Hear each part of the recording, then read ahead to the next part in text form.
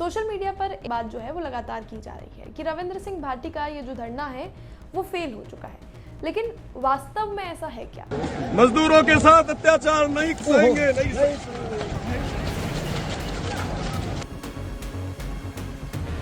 इन घटनाओं के बाद जो है लाखों लोग पहली बार गिरल आंदोलन का नाम सुन रहे हैं। कुछ लोगों ने इसे संघर्ष भी बताया है, कुछ लोगों ने इसे राजनीतिक स्टंट भी कहा है, पब्लिसिटी स्टंट भी कहा है, लेकिन दोनों पक्षों के बीच असली मुद्दा कहीं ना कहीं रोजगार और स्थानीय अधिकार का ही बना रहा है। ये सब वीडियोस वगैरह ठीक है, लेकिन आखिर स्थानीय लोगों की मांगें पूरी होंगी कब?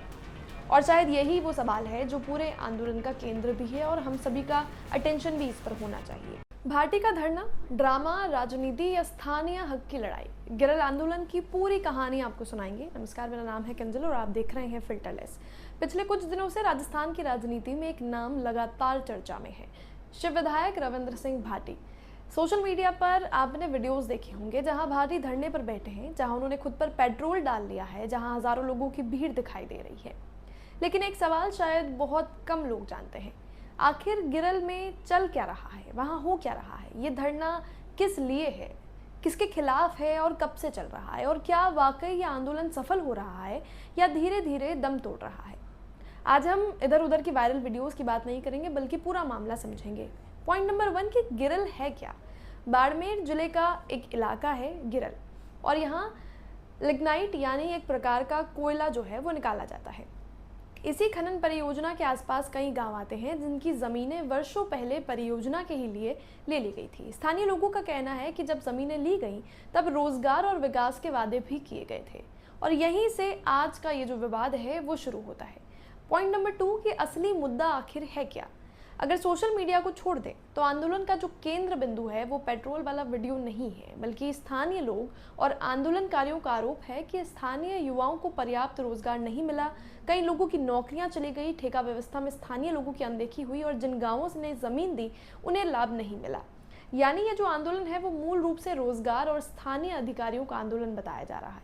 लेकिन यहाँ एक और सवाल भी है, अगर ये मुद्दा इतना पुराना है तो फिर अचानक पूरे राजस्थान में इसकी चर्चा क्यों होने लगी? इसका जवाब है रविंद्र सिंह भाटी। पॉइंट नंबर 3, रविंद्र सिंह भाटी की एंट्री कब होती है। शुरुआत जो है वो स्थानीय लोगों ने ही की थी, लेकिन जब आंदोलन लंबा खिंचने लगा तो शिव विधायक रविंद्र सिंह भाटी खुद धरने में शामिल हो गए, धरना स्थल पर पहुंच गए। भाटी ने इसे सिर्फ रोजगार का नहीं बल्कि स्थानीय सम्मान और अधिकारों का भी मुद्दा बताया। यहीं से ये आंदोलन जो है स्थानीय धरने से निकलकर राज्य स्तरीय चर्चा का विषय बन गया। धीरे धीरे धरना स्थल पर भीड़ बढ़ने लगी, सोशल मीडिया पर वीडियोस वायरल होने लगे और मीडिया की नज़र भी गिरल की तरफ जाने लगी। पॉइंट नंबर 4, पेट्रोल, खून से चिट्ठी और वायरल मूवमेंट। मजदूरों के साथ अत्याचार नहीं सहेंगे, नहीं।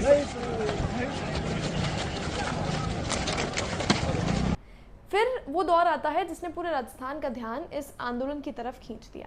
भाटी और समर्थकों ने प्रशासन पर दबाव बनाने के लिए बड़ा प्रदर्शन किया और इस दौरान पुलिस और प्रशासन के साथ टकराव की स्थिति भी बनी, जिसके वीडियोस काफी वायरल हुए और फिर कैमरे के सामने भाटी ने खुद पर जो है पेट्रोल डाल लिया।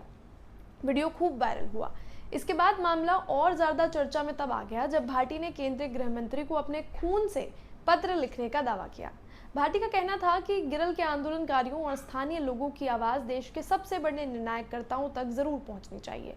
समर्थकों ने इसे संघर्ष का प्रतीक भी बताया, लेकिन आलोचकों ने इसे राजनीतिक स्टंट भी कहा। लेकिन एक बात बिल्कुल तय है और ये है कि इन घटनाओं के बाद जो है लाखों लोग पहली बार गिरल आंदोलन का नाम सुन रहे हैं। कुछ लोगों ने इसे संघर्ष भी बताया है, कुछ लोगों ने इसे राजनीतिक स्टंट भी कहा है, पब्लिसिटी स्टंट भी कहा है, लेकिन दोनों पक्षों के बीच असली मुद्दा कहीं ना कहीं रोजगार और स्थानीय अधिकार का ही बना रहा है। पॉइंट नंबर 5, क्या आंदोलन सफल हो रहा है, क्योंकि कई सारे कमेंट्स में इसे सफल नहीं बताया है। यहीं से बहस शुरू होती है कि सोशल मीडिया पर दो तरह की राय जो है वो दिखाई दे रही है, खासतौर पर कमेंट सेक्शन में। पहला पक्ष है कि भाटी समर्थक वो ये कहते हैं कि कम से कम किसी ने स्थानीय लोगों की आवाज़ तो उठाई है, राज्य सरकार और प्रशासन को बातचीत की टेबल पर भी आना पड़ा है और पूरे राजस्थान में गिरल का जो मुद्दा है वो चर्चा में आ गया है, लोग उस पर बात कर रहे हैं। उनका कहना है कि अगर आंदोलन नहीं होता तो शायद कोई इस विषय पर बात भी नहीं करता। लेकिन जो दूसरा पक्ष है, जो विरोधी है, उनका ये कहना है कि लंबे धरने के बावजूद ठोस परिणाम जो है वो नहीं आ पाए हैं। प्रशासन के साथ कई दौर की बातचीत हुई है, लेकिन कोई भी समाधान जो है वो नहीं निकला है। मुद्दे से ज़्यादा चर्चा जो है वो भाटी और वायरल घटनाओं की और वीडियोस की हो रही है। आंदोलन का नैरेटिव रोजगार से हटकर व्यक्तित्व पर केंद्रित हो गया है। यानी आलोचकों का दावा है कि आंदोलन ने जितनी सुर्खियां बटोरी उतने स्पष्ट नतीजे नहीं देख पाए। पॉइंट नंबर 6, क्या धरना वाकई फेल हो गया है, जो हम कमेंट्स में देख रहे हैं। सोशल मीडिया पर एक और बात जो है वो लगातार की जा रही है कि रविंद्र सिंह भाटी का ये जो धरना है वो फेल हो चुका है। लेकिन वास्तव में ऐसा है क्या? इसका जो जवाब है वो इतना आसान या इतना स्पष्ट नहीं है, क्योंकि किसी भी आंदोलन की जो सफलता है वो केवल इस बात से तय नहीं होती है कि धरना कितने दिन तक चला है। 2 सवाल बहुत ज़्यादा इम्पॉर्टेंट है।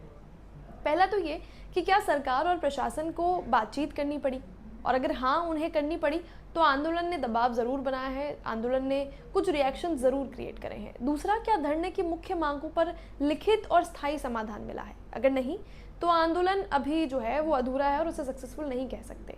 यानी समर्थक इसे सफल मान रहे हैं क्योंकि मुद्दा राष्ट्रीय स्तर तक पहुंच गया है, जबकि विरोधी इसे अधूरा मान रहे हैं क्योंकि अंतिम समाधान जो है वो अभी बाकी है।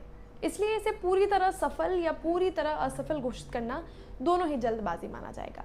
पॉइंट नंबर 7 है कि राजनीतिक असर कितना है। राजनीतिक रूप से ये आंदोलन काफ़ी दिलचस्प हो चुका है। रविंद्र सिंह भाटी पहले ही राजस्थान की राजनीति में एक अलग पहचान बना चुके हैं और गिरल आंदोलन ने उन्हें फिर से राज्यव्यापी चर्चाओं में ला दिया है।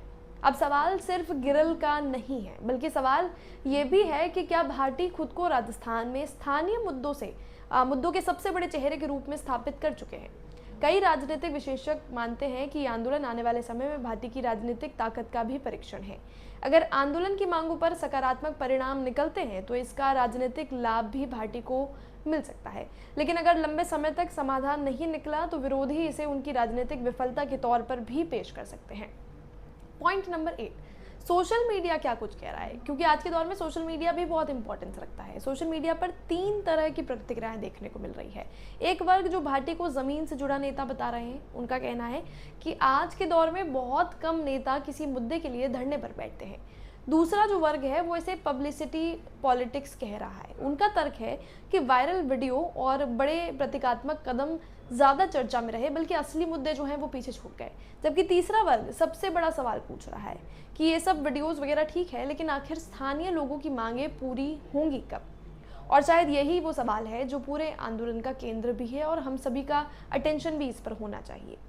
गिरल आंदोलन को सिर्फ पेट्रोल वाले वीडियो से समझना जो है वो आसान है, या फिर सिर्फ खून से लिखी गई चिट्ठी से, लेकिन असली जो कहानी है उससे कई ज़्यादा बड़ी हैं। कई हज़ारों लाखों लोगों की ये कहानी है, और ये कहानी रोज़गार की है, उनके सम्मान की है। ये कहानी स्थानीय लोगों के दावों की है। ये कहानी जो है वो राजनीति, आंदोलन और जनभावनाओं के टकराव की है।